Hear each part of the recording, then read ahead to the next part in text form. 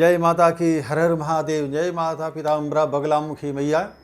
और एक बहुत अच्छा विषय है, बिहार में चुनाव होने वाला है और पूरे हिंदुस्तान में बिहार की बड़ी चर्चा रहती है, क्योंकि अगर राजनीति का शुभारंभ है और राजनीति के बड़े बड़े दिग्गज का जन्म जो है, जन्मस्थली, वो बिहार ही है। हमारे भारत के प्रथम राष्ट्रपति, उनका भी बिहार ही में जन्म हुआ है। और बिहार का जो विद्यालय है, नालंदा विश्वविद्यालय, वो संसार में विख्यात है। तो आइए, बिहार में कौन बनेगा बिहार का अगला मुख्यमंत्री 2020। तो आप जानते हैं कि बिहार में चुनाव होने वाला है। हर व्यक्ति अपने पसंद का मुख्यमंत्री चाहता है। पूरे देश में बिहार की राजनीति पर हमेशा चर्चा का विषय रहता है।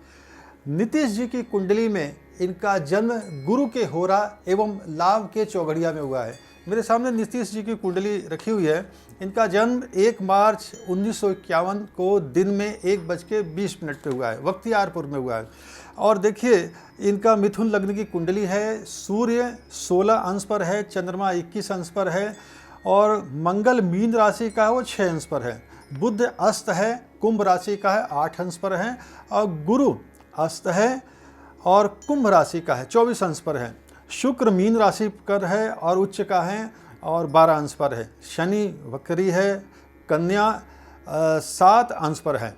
और देखिए, राहु जो है वो कुंभ पर है और 25 अंश पर है।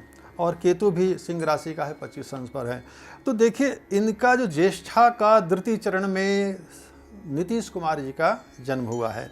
और इनकी जो दशा चल रही है वो राहु में बुध 24 अक्टूबर 2019 से 13 मई 2022 तक राहु में बुध रहेगा। और गोचर में अगर देखें तो 21 नवंबर से फिर से गुरु मकर राशि में होने जा रहा है, जो लाभ ही देगा। इसलिए नीतीश जी की कुंडली के विषय में हम ज़्यादा कुछ बताना चाहते हैं कि नवंबर के पश्चात अचानक नीतीश जी को अपने स्वास्थ्य का बहुत ध्यान देना पड़ेगा। स्वास्थ्य का ध्यान देंगे तो बहुत कुछ करेंगे। अचानक उनके स्वास्थ्य में परिवर्तन होगा, थोड़ा स्वास्थ्य खराब हो सकता है, क्योंकि द्वितीय भाव का चंद्रमा रोग स्थान में है, नीच का है। इस कारण यह जीवन पर ग्रहण लगाएगा। स्वयं सावधान रहें। ज्येष्ठा के द्वितीय चरण में जन्म हुआ है, इस कारण यह समय दिसंबर जनवरी में हो सकता है। इनकी कुंडली में राहु धर्म स्थान में बुध के साथ है, जो सूर्य के हानि योग को सुख लेता है, समाप्त कर देता है। और उच्च का शुक्र हमेशा कर्मशील बनाए रहेगा और इन्हें कभी डूबने नहीं देगा। और इन्होंने जिस कार्य में हाथ डाला वह अवश्य होगा। इस चुनाव में ग्रहों की स्थिति देखने से यह प्रतीत होता है कि नीतीश जी के मुख्यमंत्री बनने के योग ज़्यादा हैं, परंतु इस बार चुनाव में बहुत समस्याएं आएंगी। विरोधी पक्ष उनको बराबर टक्कर देगा। ऐसा लगेगा कि विरोधी पक्ष जीत जाएगा, परंतु आखिर में नीतीश जी के मुख्यमंत्री बनने के ज़्यादा योग दिख रहे हैं। शेष महादेवी जाने और धरती के गर्भ में क्या छुपा है, ये माता जी जानती है। अब आइए, मैं तेजस्वी जी के कुंडली के विषय में देखते हैं जो इनके साथ हैं। एक बार मैं आपको बताना चाहूँगा कि मैं किसी दल का नहीं, हम लोग ज्योतिष का जो फलादेश करते हैं वो किसी दल या किसी विशेष के लिए नहीं करते। हमारे लिए जो जन्म कुंडली सामने आती है, हम जन्म कुंडली के ऊपर आधारित ही उसका फलादेश करते हैं। इसमें किसी के प्रति हम कोई अच्छा या बुरा नहीं, हम सबके लिए बराबर बोल सकते हैं, क्योंकि हमारे लिए तेजस्वी जी भी उतने प्रिय हैं जितना कि नीतीश कुमार जी उतने प्रिय हैं। तो आइए तेजस्वी जी की कुंडली को देखते हैं कि तुला लग्न है और तुला लग्न में नीच का सूर्य, बुध और मंगल बैठा है। तो इसमें नीच का सूर्य जो बैठा है वो 22 अंश का है, चंद्रमा कुंभ राशि का 24 अंश का है और मंगल अस्त है, तुला राशि में 9 अंश का है। और आप ये देखिए कि पूर्वा भाद्र का द्वितीय चरण में इनका जन्म हुआ है। काल सर्प योग नहीं है।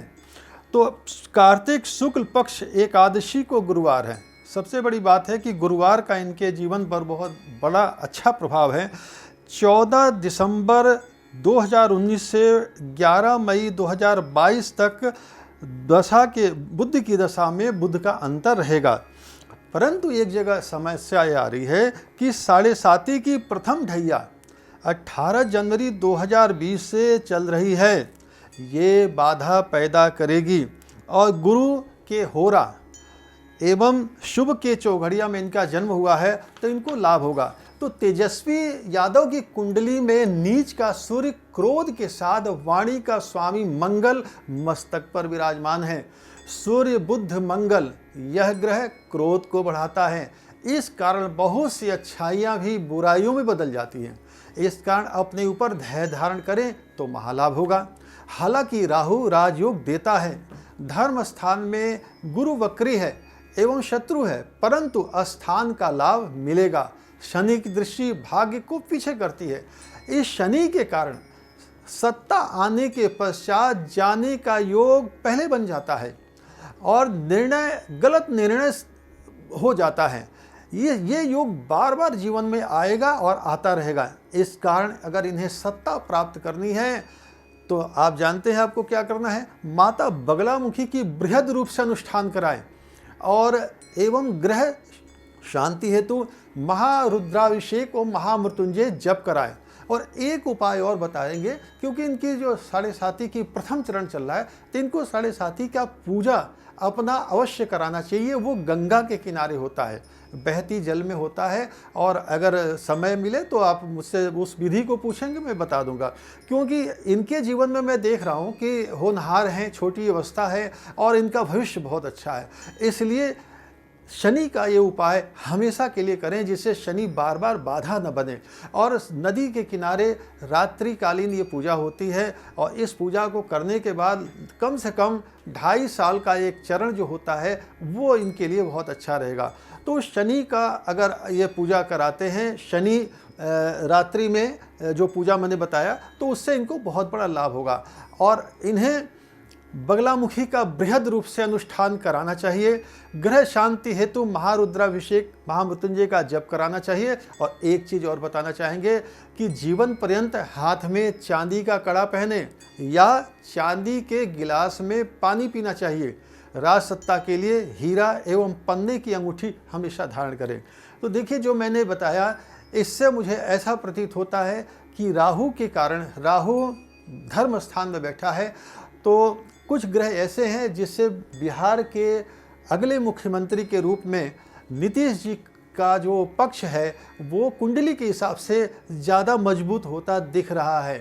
और मैं शुभकामनाएं दूंगा, लेकिन तेजस्वी यादव को भी शुभकामनाएं देंगे कि अगर ये उपाय करते हैं तो हो सकता है चमत्कार हो जाए। और आजकल क्या कुछ कहा नहीं जा सकता, मैया किस करवट बदल दें। इसलिए अगर मुझसे संपर्क करना है तो मेरा सामने नंबर है, उससे आप संपर्क कर सकते हैं। और आगे जय माता की, हर हर महादेव। मैं श्री परिवार पीताम्बरा पीठ का पीठाधीश्वर कृष्णा स्वामी जी बोल रहा हूँ। हर हर महादेव, जय माता की।